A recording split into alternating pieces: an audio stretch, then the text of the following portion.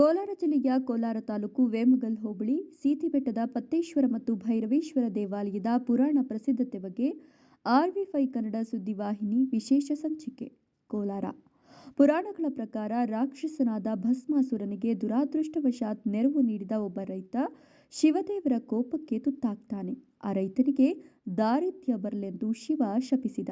ಆಗ ರೈತ ಶಿವನ ಮತ್ತೊಂದು ರೂಪವೇ ಆದ ಕಾಲಭೈರವನನ್ನ ಸ್ಮರಿಸಿ ತನಗೆ ಬಂದೊದಗಿದ ಕಷ್ಟವನ್ನ ಪರಿಹರಿಸಬೇಕು ಅಂತ ಬೇಡಿಕೊಳ್ತಾನೆ.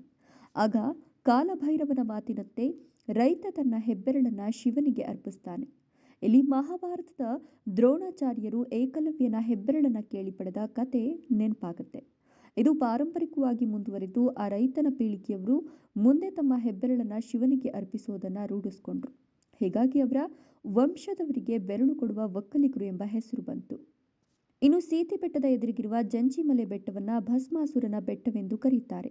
ಅನೇಕರು ಹೇಳುವಂತೆ ಈ ಬೆಟ್ಟದ ಮೇಲೆ ಬಿದ್ದ ಮಳೆಯ ನೀರು ನೆಲವನ್ನ ತಲುಪದೆ ಅಲ್ಲಿರುವ ಬೂದಿಯಲ್ಲೇ ಹಿಂಗಿ ಹೋಗ್ತದಂತೆ. ತೀರಾ ಸರಳ ರಚನೆಯ ದ್ರಾವಿಡ ಶೈಲಿಯ ಈ ಮಂದಿರದಲ್ಲಿ 2 ಪ್ರವೇಶ ದ್ವಾರಗಳನ್ನು ಹೊಂದಿರುವ ಮುಖಮಂಟಪ, 9 ಕುಂಭಗಳುಳ್ಳ ನವರಂಗ ಮತ್ತು ಗರ್ಭಗುಡಿಗಳಿವೆ. ದೇವಾಲಯದ 2ನೇ ಭಾಗದಲ್ಲಿ ಚಿಕ್ಕ ಗುಂಡಿಗಳಿದ್ದು ದೇವಾಲಯ ಶ್ರೀಪತೇಶ್ವರ ಶಿವಲಿಂಗವನ್ನು ಪ್ರತಿಷ್ಠಾಪಿಸಲಾಗಿದೆ. ಶಿವನು ಭಸ್ಮಾಸುರನಿಂದ ಅಡಗಿಕೊಳ್ಳಲು ಗುಹೆಯ ಮರೆಯನ್ನಪ್ಪನೆಯೂ ಸಾಕಾರವಾಗುವಂತೆ ಕಾಣುವ ಈ ಮಂದಿರವನ್ನು ಗುಹೆಯ ರೀತಿಯಲ್ಲಿ ಉದ್ದೇಶಪೂರ್ವಕವಾಗಿ ರೂಪಿಸಲಾಗಿದೆ.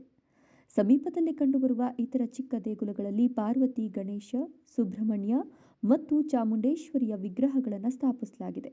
ಎಲ್ಲ ಕಾಲಭೈರವನ ದೇಗುಲಗಳಲ್ಲಿ ಕಂಡುಬರುವಂತೆ ಇಲ್ಲಿಯೂ ಚಂಡಿಕೇಶ್ವರನನ್ನ ವಿಗ್ರಹದ ಬದಲಾಗಿ ರೇಖಾಚಿತ್ರದ ಮಾದರಿಯಲ್ಲಿ ನಿರ್ಮಿಸಲಾಗಿದೆ. ಪುರಾತನ ಬ್ರಾಹ್ಮಿ ಲಿಪಿಯಿಂದ ಪ್ರೇರಿತವಾದ ಗ್ರಂಥ ಭಾಷೆ ಎನ್ನುವ ಅಕ್ಷರಗಳಲ್ಲಿ ಬರೆದ ಅಪರೂಪದ ಶಾಸನವಿದೆ. ಈ ದೇವಾಲಯಕ್ಕೆ ಮಾಜಿ ಪ್ರಧಾನಿಗಳಾದ ಎಚ್.ಡಿ. ದೇವೇಗೌಡರು, ಹಾಲಿ ಮುಖ್ಯಮಂತ್ರಿ ಸಿದ್ದರಾಮಯ್ಯ, ಮಾಜಿ ಮುಖ್ಯಮಂತ್ರಿ ಬಿ.ಎಸ್. ಯಡಿಯೂರಪ್ಪ ಮತ್ತು ಎಚ್.ಡಿ. ಕುಮಾರಸ್ವಾಮಿ ಕೂಡ ಆಗಾಗ ಭೇಟಿ ನೀಡಿ ದೇವರ ಕೃಪೆಗೆ ಪಾತ್ರರಾಗ್ತಾರೆ.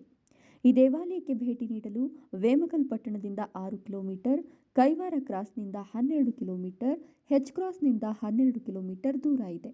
ನೀವು ಸಹ ಈ ಪುರಾಣ ಪ್ರಸಿದ್ಧ ಸ್ಥಳಕ್ಕೆ ಒಮ್ಮೆ ಭೇಟಿ ನೀಡಿ.